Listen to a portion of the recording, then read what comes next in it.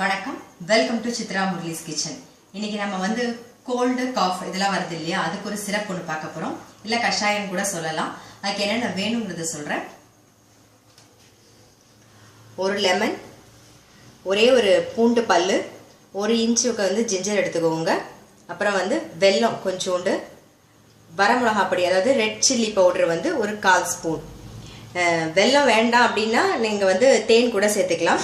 இப்போ எப்படி பண்ணுறதுங்கிறத காமிக்கிறேன். ஒரு மிக்சி ஜாரில் இந்த மாதிரி இஞ்சியை வந்து பொடி பொடியாக கட் பண்ணி வச்சுக்கோங்க. அது பூண்டு, அப்புறம் 1/4 ஸ்பூன் மிளகாப்பொடி, ரெட் சில்லி பவுடர், கொஞ்சமாக வெல்லம், லெமன் ஜூஸ்,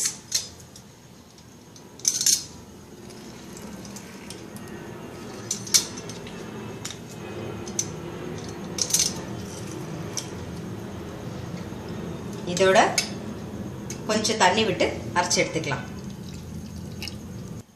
நான் வந்து இன்க்ரீடியன்ட்ஸ் சொல்லும்போது வந்து மஞ்சள் பொடி சொல்லலை. இப்போ வந்து ஒரு 1/4 டீஸ்பூன் வந்து மஞ்சள் பொடி ஆட் பண்ணுறேன், அதாவது டர்மரிக் பவுடர். இப்போ நம்ம நல்லா அரைச்சிட்டோம். இதை வந்து வடிகட்டணுங்கிற அவசியம் கிடையாது. பாருங்க, நான் இப்போ ஒரு டம்ளரில் ட்ரான்ஸ்ஃபர் பண்ணுறேன்.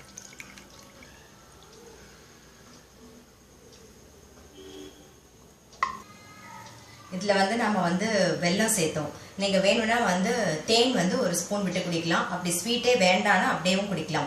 நம்ம தொண்டையில் வந்து சளி கட்டியிருந்தாலோ இல்லை இருமல் இருந்தாலோ இது வந்து 3 வேளை நீங்கள் வந்து குடிச்சிங்கனாலே கண்டிப்பாக சரியாக போயிடும்.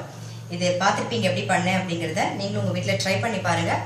ட்ரை பண்ணி பார்த்துட்டு உங்கள் லைக்ஸும் கமெண்ட்ஸும் எங்களுக்கு போஸ்ட் பண்ணுங்கள். எங்கள் சேனலை வந்து கண்டிப்பாக சப்ஸ்கிரைப் பண்ணி வச்சுக்கோங்க. நான் இன்னொரு ரெசிபியோடு உங்களை சந்திக்கிறேன்.